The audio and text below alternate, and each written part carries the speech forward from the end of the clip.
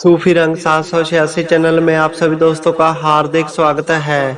आज की वीडियो में हम आपको बताएंगे कि हमारे असल दुखों का कारण क्या है और हम अपने दुख को कैसे दूर कर सकते हैं। सो आज की वीडियो हम सबके लिए बहुत ज़्यादा ज़रूरी है। इस वीडियो को पूरा ज़रूर देखें और इस चैनल को भी ज़रूर सब्सक्राइब करें।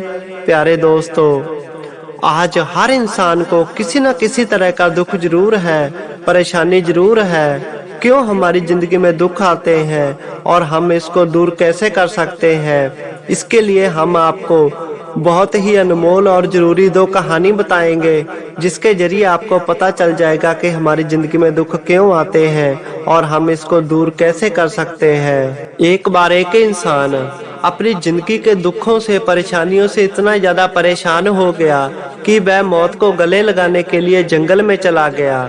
जब वह जंगल के भीतर गया तो उसे एक ऐसा इंसान दिखा जिसके चेहरे पर बहुत ही शांत भाव थे और उसके चारों ओर एक अलौकिक लाइट थी। वह अल्लाह के वली थे, एक कामल फकीर थे। जब उस फकीर की नजर उस आदमी पर पड़ी तो उस फकीर ने उस आदमी से पूछा कि हे मानव, तुम इस घोर जंगल में क्या कर रहे हो? तो वह आदमी यह बात सुनकर रोने लगा और उस फकीर से बोला कि हे महात्मन, मैं अपनी जिंदगी से बहुत ज्यादा निराश हूँ। मेरी जिंदगी में बहुत ही ज्यादा दुख है, इतने कि मैं आपको बता भी नहीं सकता। क्यों मेरी जिंदगी में इतने दुख है, क्यों मैं इतना परेशान हूँ? इसीलिए मैं जीना नहीं चाहता, मैं मरने के लिए जा रहा हूँ। वह फकीर बोले कि हे मानव, ये तो बताओ कि तुम्हें दुख क्या है, तुम्हें किस परेशानी ने जकड़ रखा है कि तुम अपनी जिंदगी से निराश हो गए हो और मौत को गले लगाना चाहते हो। पूरी बात मुझे बताओ। तो वह आदमी बोला कि हे महात्मन, मैं आपको कौन सा दुख बताऊं, मेरी तो पूरी जिंदगी ही दुखों से भरी हुई है। जो मेरे रिश्ते हैं मैं उनसे भी खुश नहीं हूँ। मेरे शरीर में इतने ज्यादा दुख है, इतनी ज्यादा बीमारियां हैं कि वह ठीक भी नहीं हो सकती है। ना तो मैं अपने रिश्तों से खुश हूँ, ना ही अपने परिवार से खुश हूँ, ना ही अपनी जिंदगी से खुश हूँ और ना ही अपने शरीर से खुश हूँ, मन से खुश हूँ। अब तो ऐसा लगता है कि मैं मर ही जाऊं। मेरा जीने का कोई मकसद नहीं है, कोई मतलब नहीं है। उसकी यह बात सुनकर वह फकीर बोले कि हे मानव, तू जरा शांति से अपने दिमाग को ठंडा कर कर सोचो कि तुम्हारी जिंदगी में इतने दुख क्यों है, क्यों तुम इतने ज्यादा परेशान हो।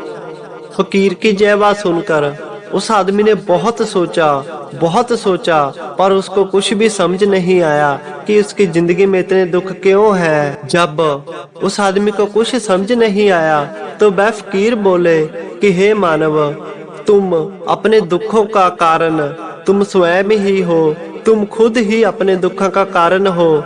यह बात सुनकर वह आदमी बोला कि हे महात्मन, मैं अपने दुखों का कारण कैसे हो सकता हूँ? तो वह फकीर बोले कि हे मानव, तुम संसार रूपी मोह माया के बंधन में फंस गए हो। इस मन के मोह से तुम निकल नहीं पा रहे हो और यही तुम्हारे सबसे बड़े दुखों का कारण बना हुआ है। तो उस आदमी ने उस फकीर से कहा कि हे महात्मन, मैं समझा नहीं कि मेरे मन का मोह मेरे दुखों का कारण कैसे हो सकता है।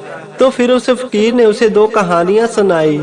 उस फकीर ने पहली कहानी सुनाई कि जिस प्रकार एक मकड़ी अपनी जिंदगी में जाला बुनती है, वह बुनती रहती है, पर एक दिन उसकी जिंदगी में ऐसा आता है कि वह खुद ही उस जाल में फंस जाती है। वह कितनी भी कोशिश करती है पर वह उस जाल से नहीं निकल पाती और वह उसी जाल में फंसकर मर जाती है। इसी तरह तुमने भी अपनी जिंदगी में कितने सारे रिश्ते बनाए, उनके साथ मोह किया, उनसे प्यार किया और आज वही रिश्ते तुम्हें दुख दे रहे हैं। हमें सबसे ज्यादा दुख तभी होता है जब हमारे अपने ही हमें दुख देते हैं और सबसे ज्यादा दुख यही बात का लगता है। फिर उस फकीर ने उस आदमी को दूसरी कहानी सुनाई कि एक जंगल में एक आदमी ने एक दरख्त को बहुत ही जोर से पकड़ा हुआ था और वह जोर जोर से चिल्ला रहा था कि मुझे बचाओ, मुझे बचाओ, इस दरख्त ने मुझे जकड़ लिया है, मेरी मौत हो जाएगी, मुझे बचा लो। और तभी वहां से एक गुरु और एक शिष्य गुजर रहे थे। जब शिष्य की निगाह उस आदमी पर गई तो उसने अपने गुरु से कहा कि हे गुरुवर, हमें उस आदमी की सहायता करनी चाहिए क्योंकि एक पेड़ ने उसे जकड़ लिया है। अपने शिष्य की बात सुनकर वह गुरु बोले कि हे मेरे प्यारे शिष्य, इस दुनिया में इस आदमी की सहायता कोई नहीं कर सकता। तो वह शिष्य बोले कि हे गुरुवर, ऐसा क्या है कि इस आदमी की सहायता कोई नहीं कर सकता?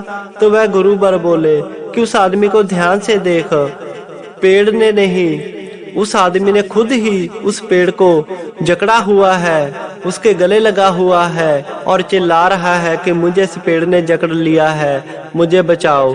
यह कितनी बड़ी मूर्खता है।